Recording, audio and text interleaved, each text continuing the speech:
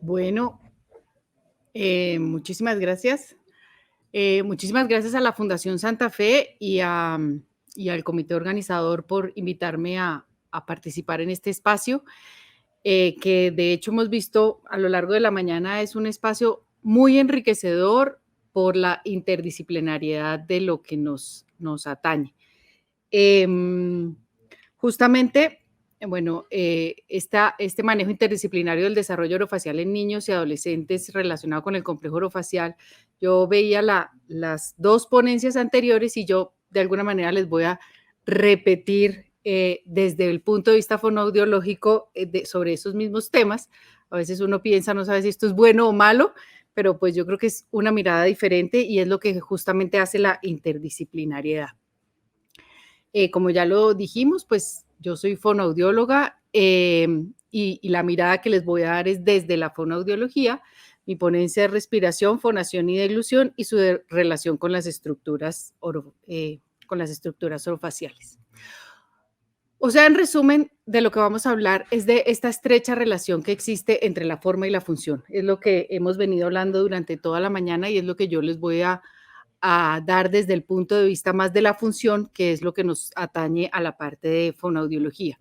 Pero es indudable que tiene que existir una relación muy estrecha, un equilibrio perfecto entre la forma y la función. Ya lo vimos en la conferencia de la doctora María Cecilia, cómo todo lo que pase a nivel muscular y a nivel de las funciones repercute en la parte estructural del complejo orofacial. Y bueno, efectivamente, pues toda la parte de forma es lo que les compete a los odontólogos, ya nos lo expuso muy claramente la doctora María Cecilia y después seguiremos con la doctora Carolina en la parte de todo el balance en huesos, en dientes, y yo me voy a centrar un poco más en la parte de funciones. Las funciones, pues el título está como respiración, fonación y deglución como parte de la función. Sin embargo, quiero darle como esta mirada un poco más amplia a todas estas funciones del complejo orofacial. Hay unas funciones que son innatas, si no existieran, pues no tendríamos compatibilidad, no habría compatibilidad con la vida, como son la succión, la deglución, la respiración, y hay otras de defensa vital que que están presentes desde el recién nacido, como son la tos, el estornudo, de alguna manera son otras funciones también del complejo orofacial. Hay otras adquiridas como la masticación y el habla. Ahora les voy a hablar un poco. El título de la charla es fonación, sin embargo, yo soy fonoaudióloga y para mí es importante como precisar un poco los términos que a veces no es tan claro, pero dejémoslo como habla o fonación.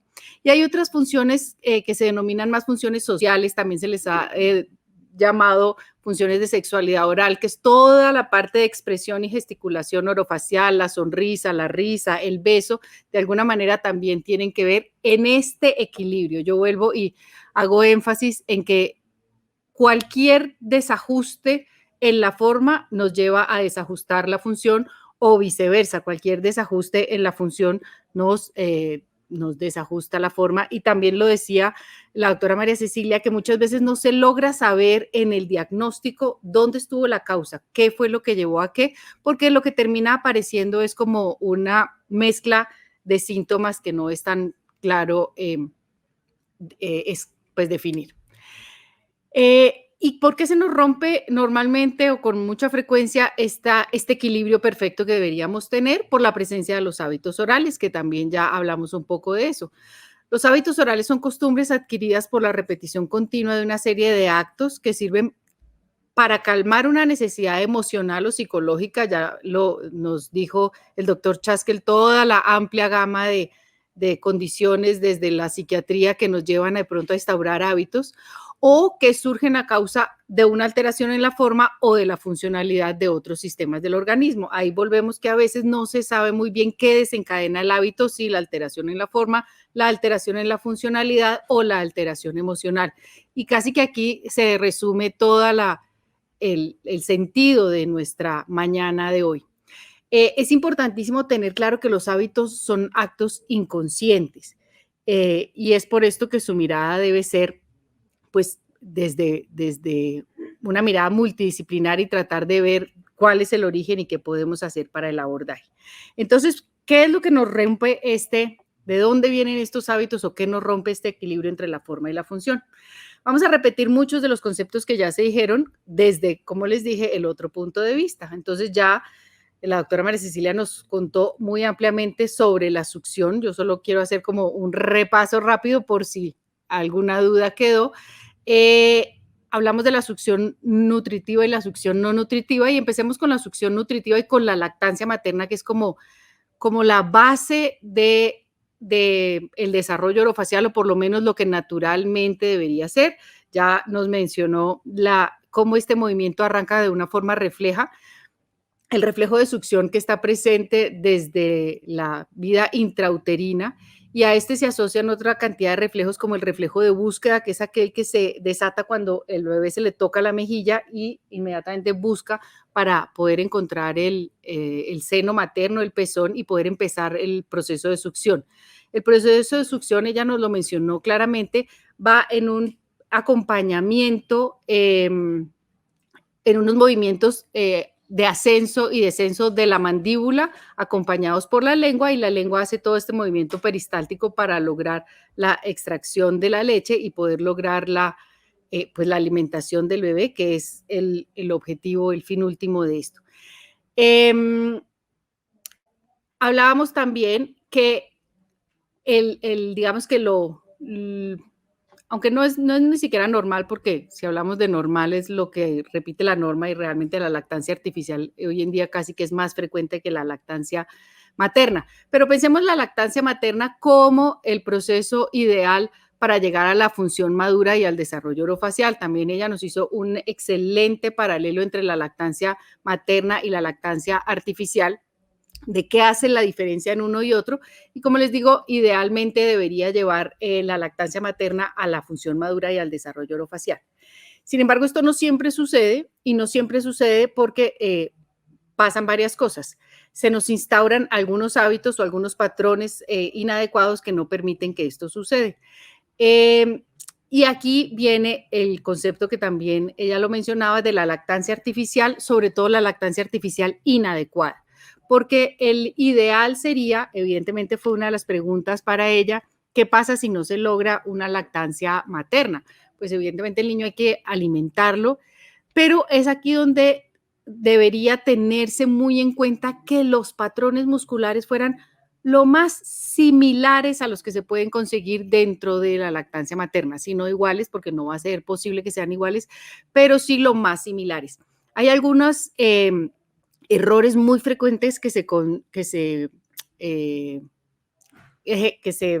practican cuando se escoge la lactancia artificial, cuando la escogencia de los chupos, sobre todo, y es muchas veces un chupo demasiado largo, que entonces efectivamente ni siquiera va a permitir que el bebé haga la succión, casi que le va a llegar derecho a la faringe, el líquido al bebé y no va a permitir ningún movimiento. El chupo muy duro, entonces tampoco va a permitir, pues tiene que adaptar otro tipo de movimientos para lograr esa lactancia. Y el más común, diría yo, es efectivamente si el bebé tiene alguna dificultad, entonces ayudémosle y ayudémosle agrandando el hueco del chupo. Este es de los errores más comunes que uno encuentra y lo encuentra muchas veces como respuesta a alguna alteración de tipo fisiológico que la escribí ahí, o sea, si el bebé es inmaduro, prematuro, no tiene la fuerza suficiente, tiene algún trastorno neurológico o algún trastorno orgánico, como es el caso del labio y paladar hendido, por ejemplo, entonces la opción más fácil parece ser ayudarle abriendo el hueco mucho más grande. Entonces el bebé, en vez de hacer todos los movimientos que ya vimos que debería hacer normalmente para sacar la leche, él mismo, por simple supervivencia, empieza a desarrollar unos hábitos para protegerse. Entonces su lengua lo que empieza a hacer es tapar y destapar, o sea, a regular la salida de la leche, tapando y destapando el orificio. Ahí, si empezamos a analizar, tenemos todo un cambio en el patrón muscular porque ya la lengua tiene una postura mucho más anterior y con otro tipo de movimientos.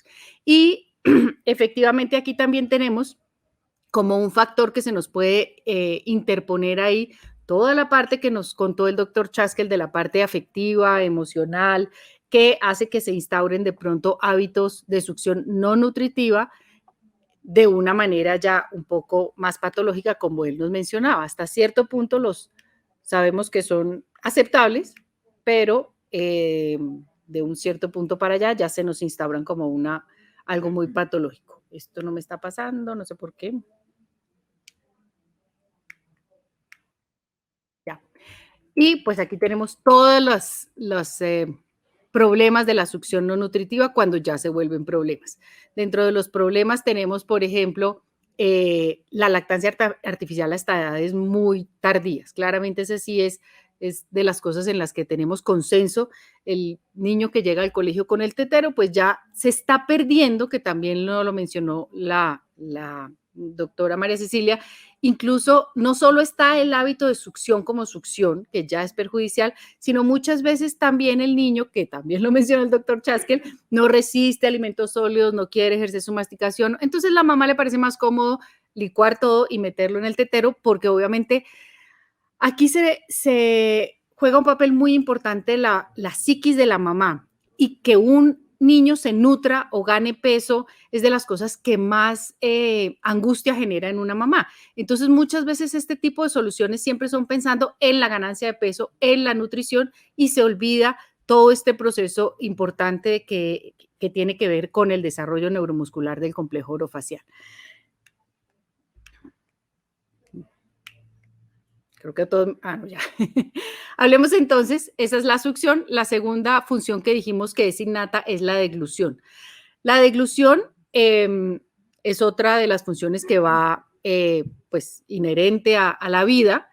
Se encuentran movimientos de succión, de deglución desde la vida intrauterina, y desde la 32ª semana de vida intrauterina ya hay una buena coordinación succión-deglución, o empieza a haber coordinación succión-deglución.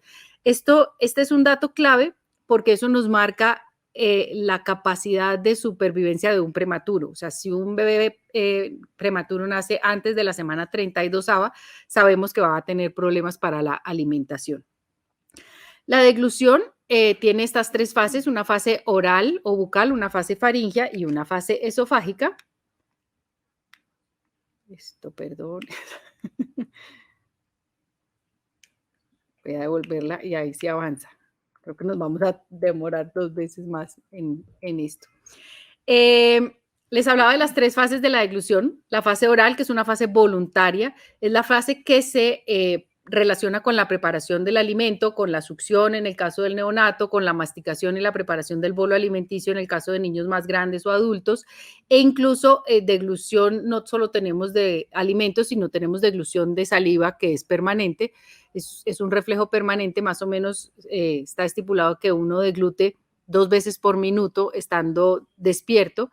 Entonces, la fase oral es una fase voluntaria, es la fase de preparación del bolo, y en el instante en que el estímulo, ya sea la saliva, el alimento, lo que sea, llega a los pilares posteriores, se desarrolla o se desencadena el reflejo de deglución y se inicia la fase faríngea. La fase faríngea y la fase esofágica son dos fases involuntarias y reflejas sobre las cuales ya no tenemos control. Inclusive a todos nos ha pasado que uno se está comiendo un dulce, un hielo, alguna cosa, y en general lo tiene en la boca y de pronto se le va y ya llega un punto de no retorno. Se fue y la atorada, porque ahí ya empieza la fase faríngea. La fase faríngea, la deglución se inicia con el ápice de la lengua en las arrugas palatinas y los movimientos peristálticos de la lengua hacia atrás. Y en el momento en que se inicia la fase faríngea, hay un mecanismo de protección que se desencadena por una combinación de 3 movimientos. El primero es la elevación del velo, como lo vemos aquí. El velo se eleva para independizar la cavidad nasal de la cavidad oral para proteger la vía aérea. En ese momento, la epiglotis adopta una posición horizontal de protección cerrando la glotis, y la laringe asciende y se va hacia adelante y hacia arriba. Esto es un mecanismo de protección de la deglución, de la vía aérea en la deglución. Definitivamente es imposible deglutir y respirar al mismo tiempo. Uno suspende la respiración para deglutir, y si no, pues lo que sucede es una broncoaspiración que conocemos con la gravedad que eso implica. Aquí tenemos más o menos los movimientos generales en el proceso de deglución. Los 3 diagramitas de arriba son la fase bucal, y luego la fase faríngea y la fase esofágica de la deglución. En el proceso de la deglución, se genera siempre este campo triangular de fuerzas que se ha descrito, y es como el equilibrio que se genera en los músculos orofaciales en el momento de la deglución. Los maceteros, tanto derecho como izquierdo, hacen digamos que una resistencia pasiva contra las arcadas laterales. El músculo orbicular de los labios también tiene una resistencia pasiva, no es una resistencia activa en sentido anteroposterior contra los dientes, y la lengua hace los movimientos peristálticos entre la cavidad oral y ejerce también su fuerza posteroanterior, pero contra el paladar. Este equilibrio es clave también dentro de la estabilidad del complejo orofacial. Esto también ya nos lo comentó la doctora María Cecilia, pero me parece importante como enfatizarlo, y es que la deglución del neonato es una deglución completamente diferente a la deglución del adulto. De hecho, sabemos que, o si hemos visto a los recién nacidos, siempre la mandíbula está un poquito retruida con respecto al maxilar superior, y el espacio entre los dos maxilares es ocupado por la lengua. La lengua en el neonato es una estructura que es mucho más grande con relación a las estructuras vecinas, es de las estructuras que no crece al mismo ritmo de las otras, sino nace más grande y va ganando su espacio luego.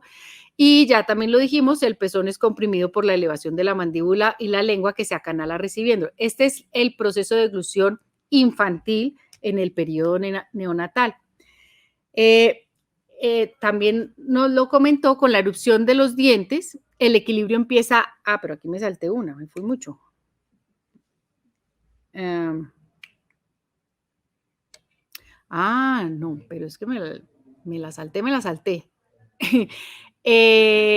Con la erupción de los dientes temporales, empieza a cambiar ese patrón, empieza a haber más acción del macetero, del temporal en el proceso, que empieza a haber contactos, y la lengua empieza a adoptar una posición un poco más posterior. Ya ha crecido la cavidad oral en términos generales, ya hay una mejor relación en tamaño entre la boca y la lengua, y luego, cuando vuelve la época de dentición mixta, el recambio dental, vuelve a alterarse este patrón, y ahí es cuando se va llegando poco a poco a la deglución adulta, en la cual ya la lengua no está en interposición entre los dientes, ya hay una acción mucho más fuerte de maceteros y temporales. Y entonces, finalmente, cuando eso no sucede, es cuando se presenta la dichosa deglución atípica. La deglución atípica, por definición, no es otra cosa que la persistencia del patrón de deglución infantil en la edad adulta. Aquí viene la pregunta de por qué algunos niños no desarrollan la función, no maduran la función de deglución a llegar a la función deglutoria adulta, sino retienen ese patrón de deglución infantil. Y está relacionado con, pues, la cantidad de hábitos que hemos hablado y otra serie de factores, pero vamos a irlo desglosando un poquito. Estos son como los 3 tipos de deglución atípica más comunes: la deglución con empuje lingual, en la cual el ápice de la lengua se apoya contra los incisivos superiores o contra los incisivos inferiores en el proceso de iniciar la deglución, y no contra las arrugas palatinas, como debe ser el proceso normal. La deglución con interposición lingual, que no solo se apoya contra, sino entre, como lo vemos en la segunda foto, y puede interponerse entre los incisivos e incluso entre los molares. Y la deglución con interposición labial, que es muy clásica de las maloclusiones tipo 2, donde simplemente, pues por distancia, porque no logra estar el selle pasivo, es el labio inferior el que se interpone entre los dientes, los incisivos superiores, en el momento de la deglución. Este es un cuadro comparativo en una deglución normal versus una deglución atípica, qué es lo que va pasando con cada uno de las partes. Entonces, como les dije, el ápice de la lengua en una deglución normal debería ir contra las arrugas palatinas. De hecho, las arrugas palatinas como que es un sitio fisiológico diseñado para eso. Sin embargo, en la deglución atípica lo que encontramos es que la lengua se apoya o contra los incisivos inferiores o contra los superiores o entre ambos.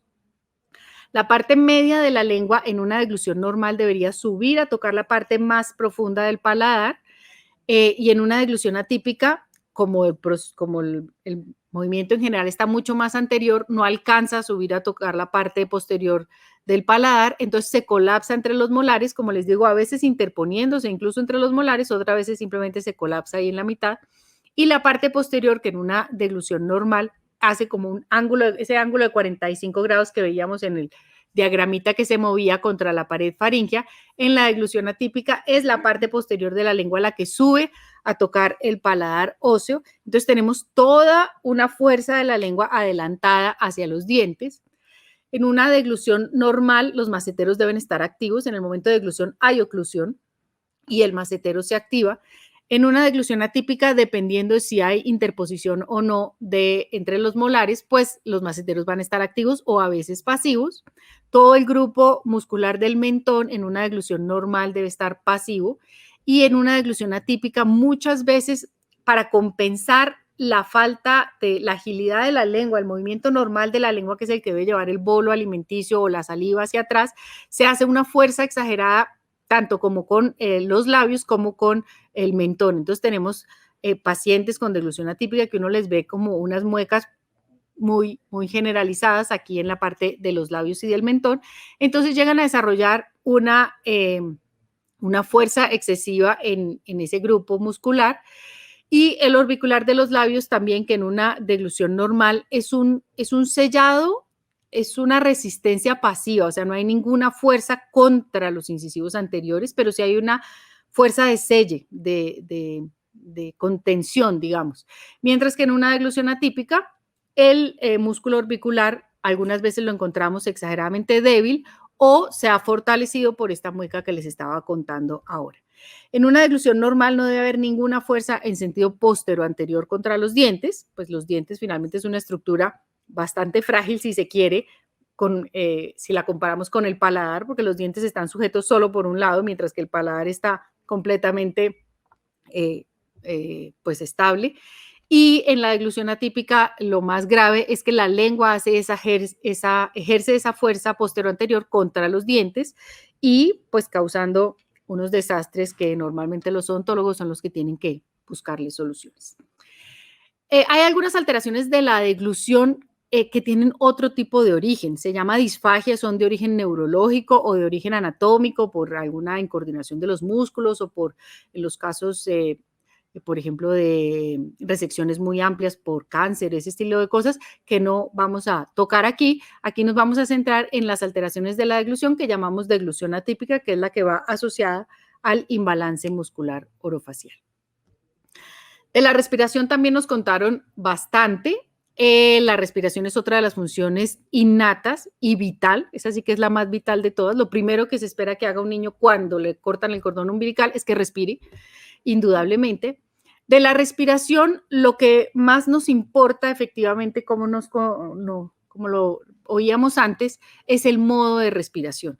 El modo de respiración se refiere a la entrada y salida del aire. El modo respiratorio ideal es nasal durante el reposo y nasal oral durante el habla. Yo en este momento que les estoy hablando, pues el aire entra por mi nariz y sale por la boca en forma de sonido, pero si estoy descansando, simplemente debería entrar y salir por la nariz. En la respiración, y eso lo hablaba, pues se mencionó tangencialmente y me acordé ahorita de la postura. La respiración, pues todos los músculos intercostales son fundamentales en la respiración y son fundamentales en la postura. La postura es otro punto que muchas veces se altera cuando se altera cualquier otro patrón de estos. Y también ha sido ampliamente conversado en la mañana de hoy la gravedad de la respiración oral. No solo para una cantidad de cosas que nos mencionaron desde el punto de vista fisiológico, sino evidentemente para las estructuras orofaciales. Claramente, a nivel de las estructuras orofaciales, lo más clásico que tenemos es la hipotonía facial, en general, hipotonía de los labios e hipotonía facial.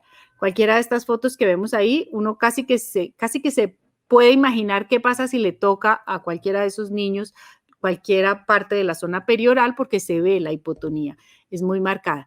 Y también lo podemos ver, sobre todo aquí en la niña de arriba, la lengua va ganando, la lengua va ganando ese espacio que deja la boca abierta. Entonces la lengua se empieza a ir en una posición mucho más adelantada, lo vemos en varios.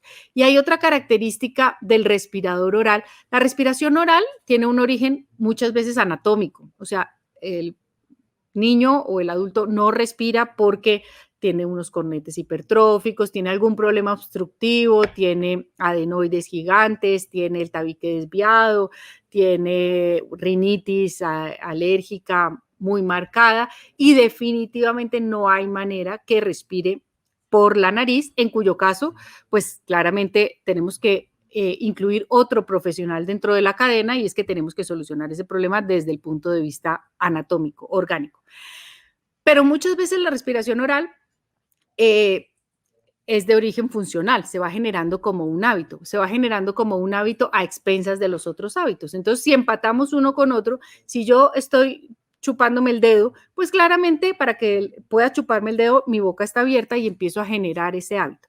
Y esto siempre tiene, como en cualquier hábito, empieza a volverse como un círculo vicioso y hay una característica muy típica y es que las narinas se empiezan a constreñir. A ver si soy aquí, por ejemplo, vemos este espaciecito, lo ve uno mucho más chiquito, entonces a veces, y aquí en este otro chiquito,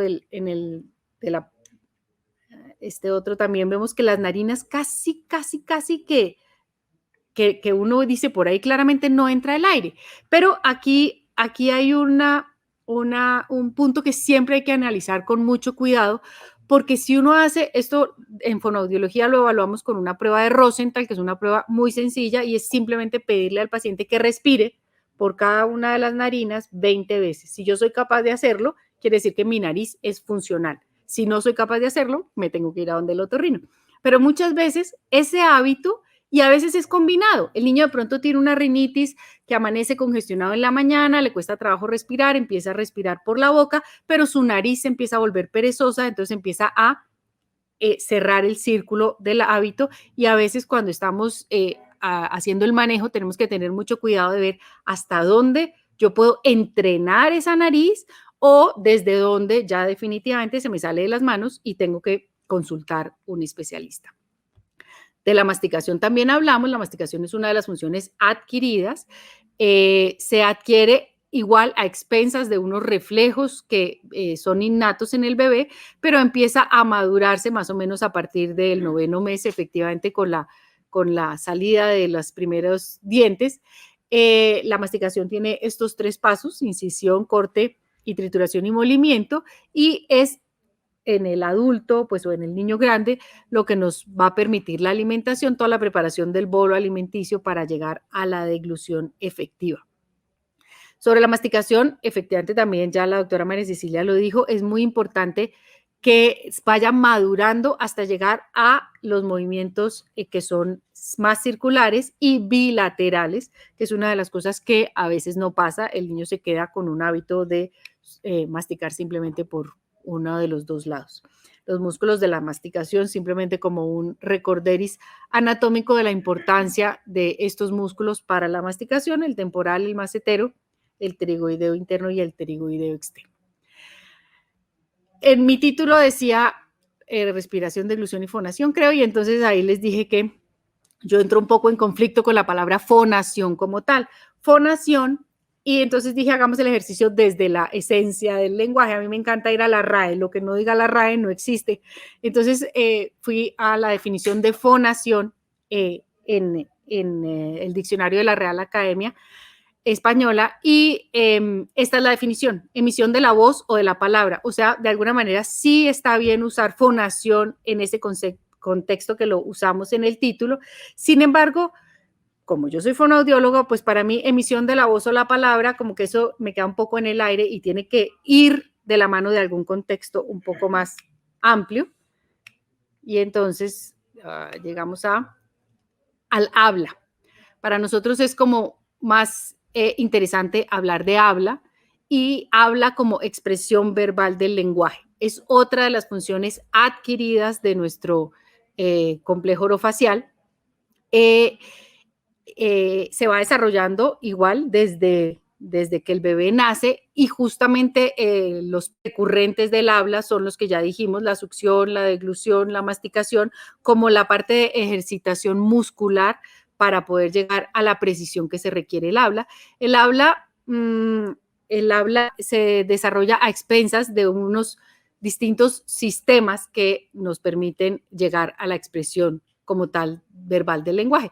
El primero es la respiración, el primer sustento del habla claramente es la respiración, como les dije, la respiración me da la columna de aire que yo necesito para que después en la glotis, aquí donde vemos, no, es que, aquí donde vemos las cuerdas vocales, ahí se me produce el sonido fundamental que nosotros los fonoaudiólogos es lo que denominamos fonación. Si a mí, cuando a mí me dicen fonación, o me voy a la RAI, tengo ese concepto amplio, o me quedo en esa producción del sonido fundamental que nos produce la laringe, la glotis, específicamente las cuerdas vocales. Luego ese sonido sube por todo el tracto vocal y ahí es ampliado y modulado en el sistema resonatorio y el sistema articulatorio, que el sistema articulatorio pues está conformado por todo lo que vemos ahí, los labios, los dientes, el paladar, la lengua, todas las distintas partes de la lengua, el paladar duro, el paladar blando, la cavidad nasal, la cavidad bucal, y eso es lo que me permite el habla como tal. Sin embargo, perdón, ahora me fui mucho. Igual el habla también se me queda un poco coja porque la definición la dije como la expresión verbal del lenguaje. Entonces devolvámonos un poquito hasta el lenguaje. Y llegamos a que el lenguaje es la función cerebral superior propia del ser humano que nos permite comunicarnos por medio de signos y símbolos. El lenguaje es un poco lo que nos diferencia de los animales hasta el momento. Y el habla es la expresión verbal de ese lenguaje o de el uso individual que le da uno. Aquí tenemos simplemente un recorderis de nuestros sistemas del habla, el sistema respiratorio que nos da el flujo del aire, las cuerdas vocales nos dan el tono fundamental y luego ese sonido es modulado en las estructuras orofaciales. La modulación de cada sonido, o sea, si yo divido mi habla en frases, las frases en palabras, las palabras en sonidos, para cada sonido yo tengo un movimiento particular. Entonces, si voy a decir una P, tengo que juntar los dos labios. Si voy a decir una T, la punta de la lengua tiene que ir detrás de los incisivos. Si voy a decir, entonces, si nos imaginamos en cada momento, digamos, mientras yo estoy hablándoles aquí, todo lo que está haciendo mi lengua y toda la coordinación que necesita para que yo pueda decir lo que estoy diciendo. Y ahí necesitamos claramente que toda esa parte orofacial pues esté en armonía y si no, siempre se me va a alterar algo en la parte del habla. Simplemente como repasando aquí un poco en nuestra habla, entonces el habla, tenemos varias características del habla. La articulación, que es la manera en que se producen los sonidos. Es la manera en que yo soy capaz de decir la P, la T, la K, la S, la Ch, la D, y las voy uniendo para decir palabras, para decir frases.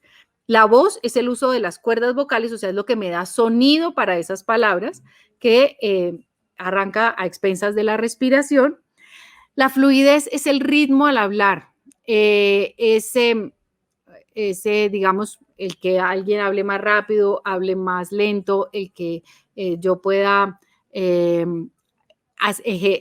exagerar mi entonación si estoy hablando con un niño o pueda al contrario hacer un ritmo muy suave si estoy dirigiendo una meditación, por ejemplo. Eso es la fluidez en el habla y la resonancia es la manera en que se modifica el sonido en el tracto vocal. Es, como les digo, el tono fundamental, el sonido que sale de mi laringe es mi tono fundamental y es uno solo. Si yo no tuviera resonadores, no tendría la capacidad de tener matices y los resonadores inclusive son los que me dan el timbre. La característica de mi voz depende de mis resonadores, lo mismo que la característica de la voz de cada persona depende de sus propios resonadores.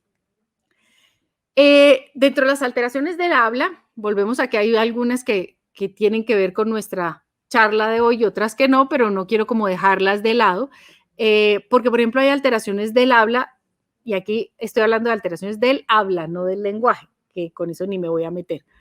De origen neurológico, que son las disartrias, por ejemplo, si yo tengo una tumor en el cerebelo, eso me va a afectar toda la parte de coordinación y equilibrio, entonces mi habla va a estar temblorosa, pero es por un origen neurológico, no lo vamos ni a tener en cuenta.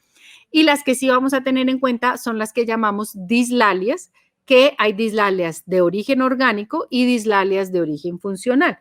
Las dislalia es la dificultad en la articulación, en la producción de los sonidos.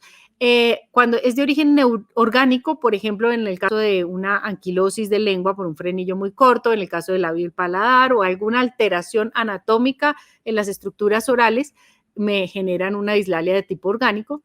Y las otras son alteraciones de origen funcional, que son las que tienen distintos orígenes claramente.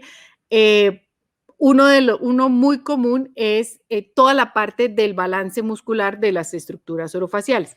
Entonces, muchas veces, todos estos hábitos que hemos hablado, la deglución, las alteraciones en la deglución, las alteraciones en la respiración, esto que les decía que termina siendo un revuelto que no se sabe qué originó qué, me generan a nivel de habla algunas alteraciones.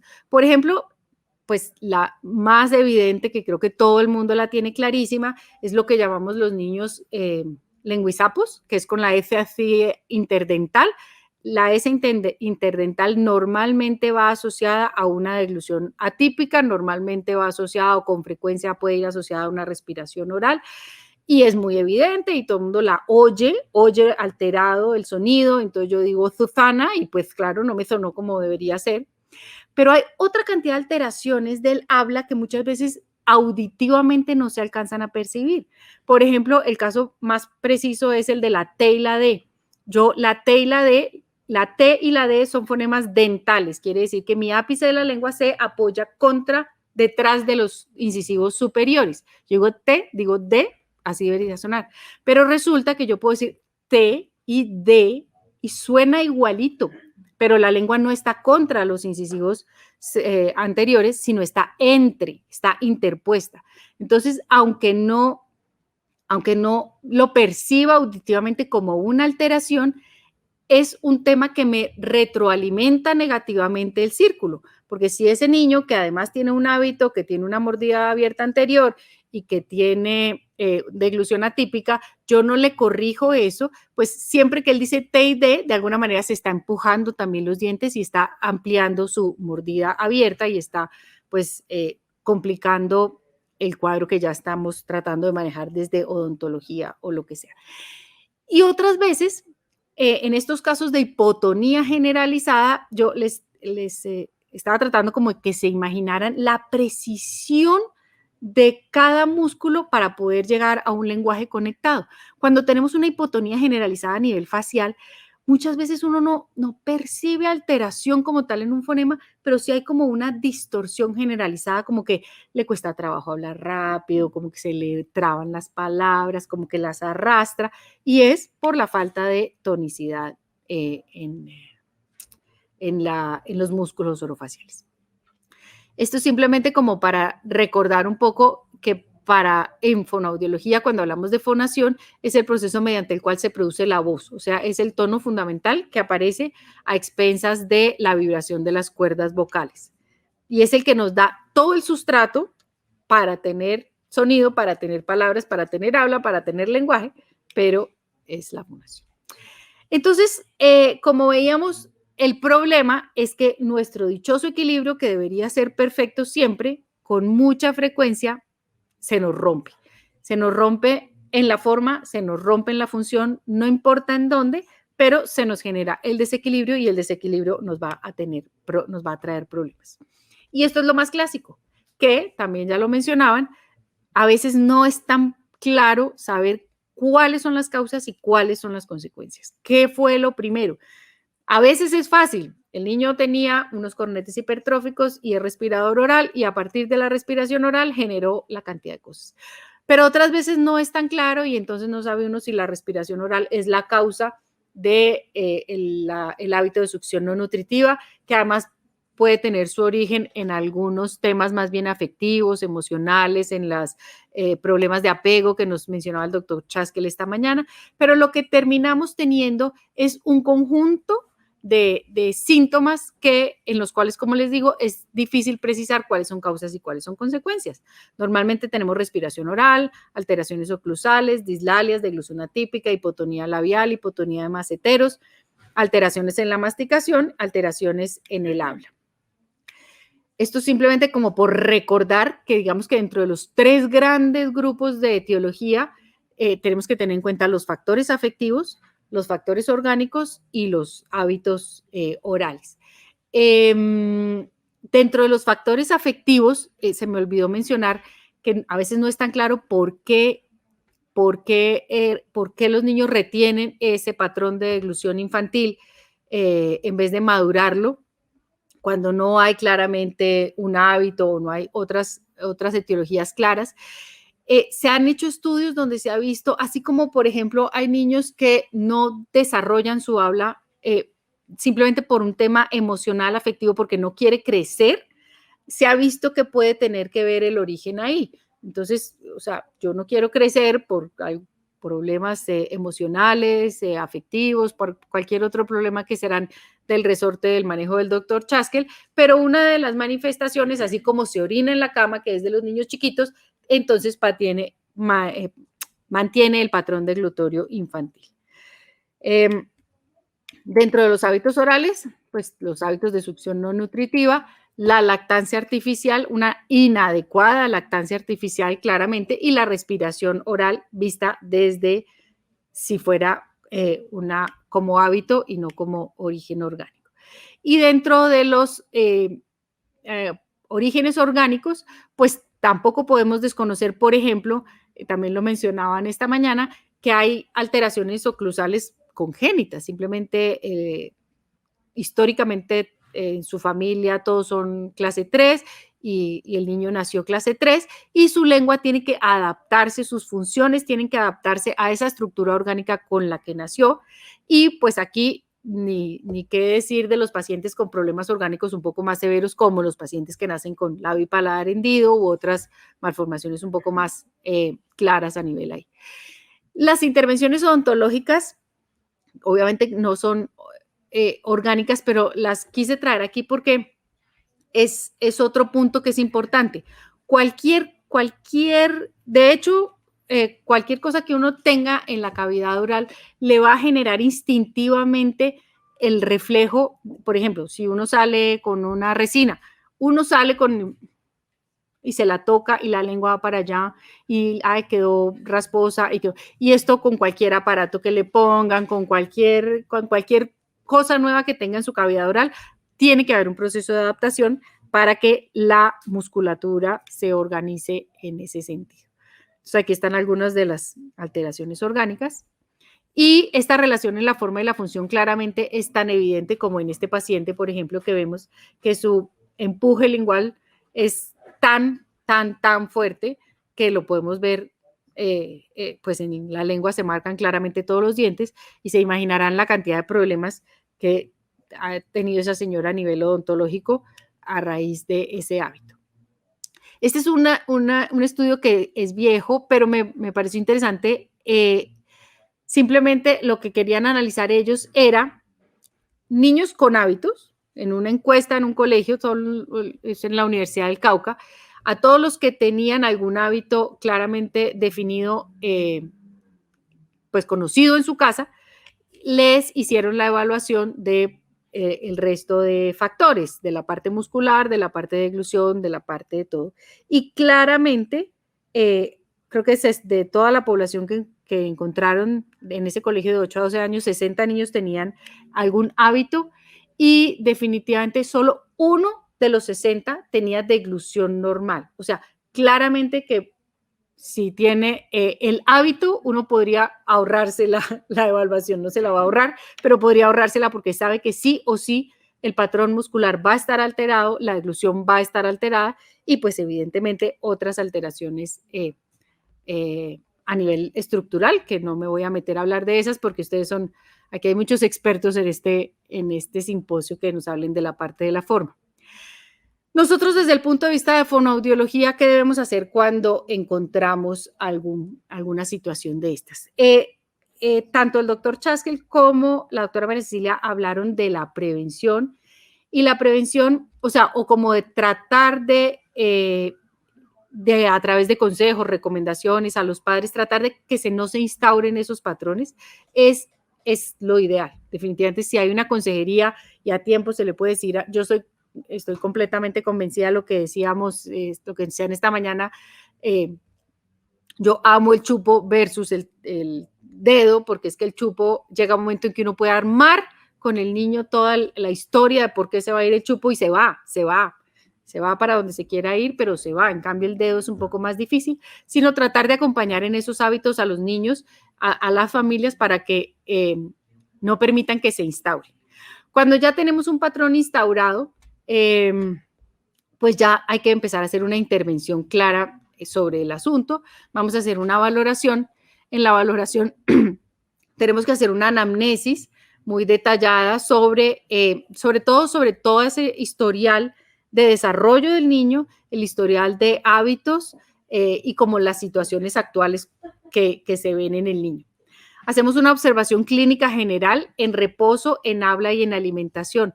La observación del reposo es clave porque muchas veces, vuelvo al concepto de la diapositiva 3, los hábitos son inconscientes. Entonces uno muchas veces les pregunta al niño o le pregunta a la mamá, ¿tiene algún hábito? No, no tiene ningún hábito. Y uno observando al niño ahí en el juego, pues se da cuenta de una cantidad de hábitos que sí tiene y que de pronto no han sido detectados. Un examen de los órganos fonoarticuladores para analizar exactamente cómo está repercutiendo o cómo se están afectando o si es que están afectados desde un principio. Un examen muscular, una evaluación de las funciones alimentarias, evaluación de la respiración y evaluación de la articulación. Para llegar en el diagnóstico tenemos que hacer una descripción detallada de las funciones comprometidas, de los grupos musculares afectados y de los factores desencadenantes para poder hacer una intervención teniendo en cuenta todos estos aspectos.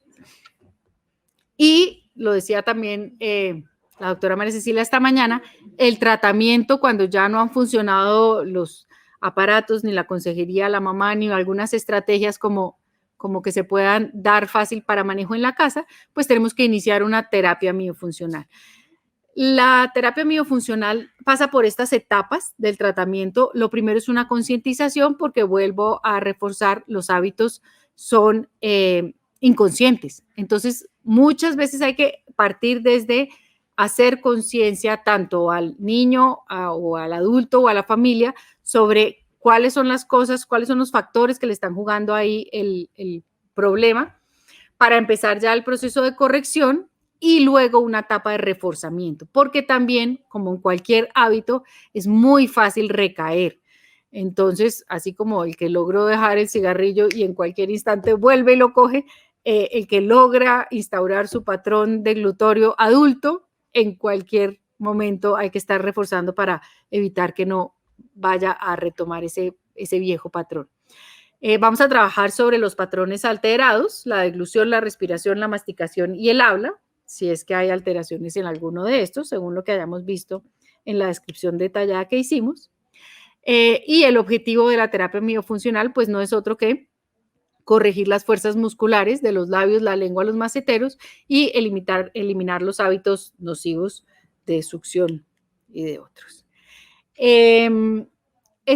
Quería contarles simplemente una experiencia que tuvimos el año pasado que me pareció muy interesante.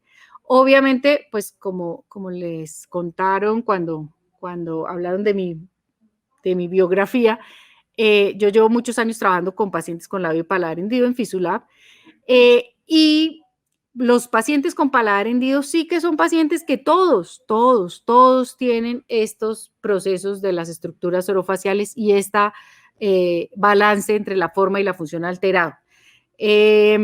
Y obviamente son niños que han tenido fonoaudiología desde muy chiquitos, son niños que han tenido odontología desde muy chiquitos, pero casi que el objetivo en la primera infancia es que hable bien, que no tenga estigmas en su pronunciación.